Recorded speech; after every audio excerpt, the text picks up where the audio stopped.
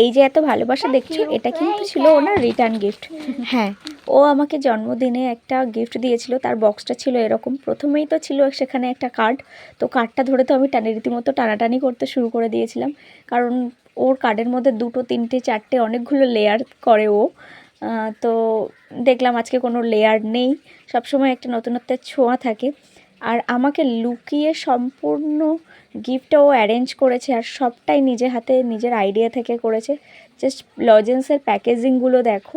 দেখো, আমরা তো যতই কেনা গিফট পাই না কেন, কেনা গিফট তো জাস্ট কিনে আনলাম হয়ে গেল, বাট এই হাতে বানানো গিফটগুলো তার যেটুকু সামর্থ্য সেটুকু দিয়েই যে বানিয়েছে, এগুলোর কিন্তু ভ্যালু আলাদাই। আমার তো জন্মদিনের সবথেকে স্পেশাল গিফট ছিল এটা, আমার খুব পছন্দেরও।